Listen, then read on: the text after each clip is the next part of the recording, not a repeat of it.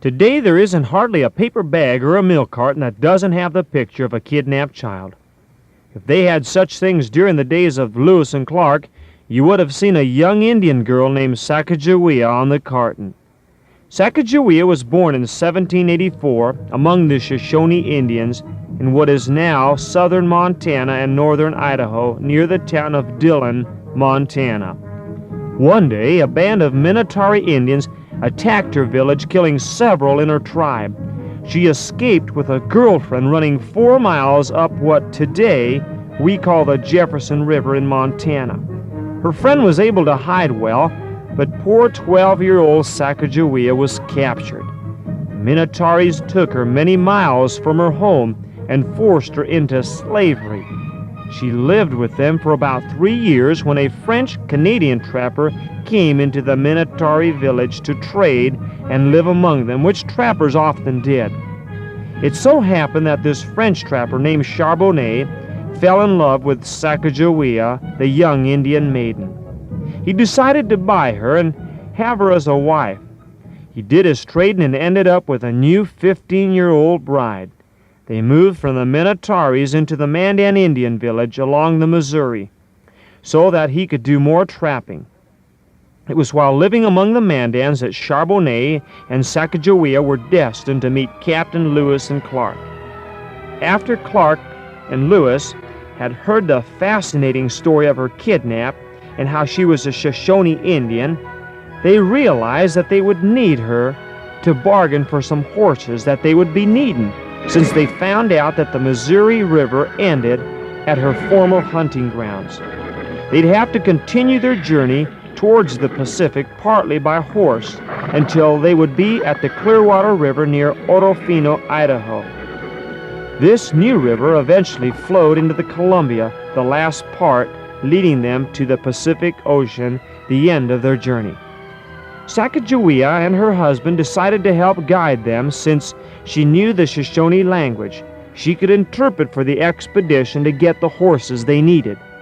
On August 17, 1805, Sacagawea entered the Shoshone village. She had not been among her people for over 5 years, and what an incredible sight greeted her eyes.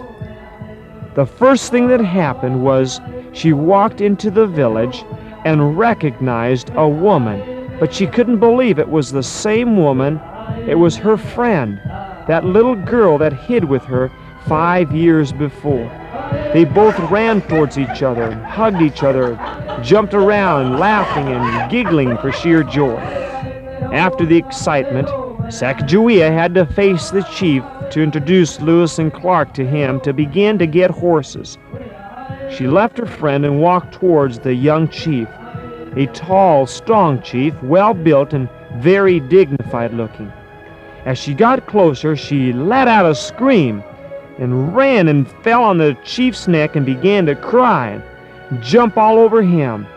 This very chief was none other than her brother, Kamhahwit, who was the chief and had become chief after her kidnapping. This was a total blessing and was exactly what Lewis and Clark needed. The chief and the Indian band began to hug and jump and laugh and sing and dance for saving their little bird woman, the meaning of the name Sacagawea. They hugged so much that their Indian paint smeared all over their white man faces and made them look more like clowns. They all laughed and celebrated. Well, they got what they needed, the horses, and also an expert Indian guide named Toby who would take them over the Bitterroot Mountains, the last part of the journey. In John chapter 10, verse 10, Jesus said that the thief Satan comes but for only one thing, to kill, steal, and destroy. Jesus said, I am come that they might have life and have it more abundantly.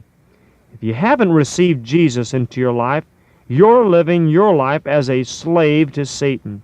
Satan came into the world like the Minotari Indians in the above story to kill and plunder and to take you captive. But just as Charbonnet offered Sacagawea a better life of freedom from slavery by marriage to him, so too Jesus Christ came to our rescue and invited us to be His bride. The trade He made was His life for yours.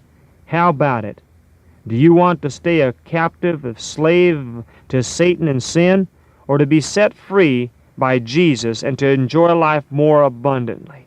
I would pray that you'd choose life more abundantly.